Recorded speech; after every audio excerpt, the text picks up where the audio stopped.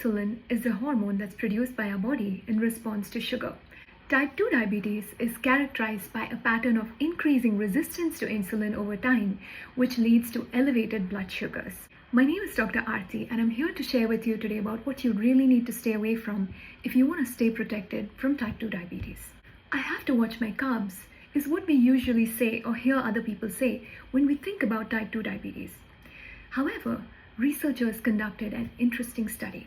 On one arm, they had a group of people who were fed a high-fat and a low-carb diet. On the other arm, a group of people with a high-carb but a low-fat diet. They then measured the sugar spike between these two groups. The group that had the high-fat and low-carb diet had a significantly higher blood sugar spike than the other group. This effect is attributed to the property of fat and free fatty acids and its metabolites, which have a tendency to clog the actual pathways and channels which are required for insulin to act and drive glucose into the body tissues, cells, and organs for the utilization of sugar. This means that sugar builds up in the blood despite adequate levels of insulin, sometimes even more insulin than what is required. This is a condition known as insulin resistance. In other words, saturated fat can stop insulin from doing its job.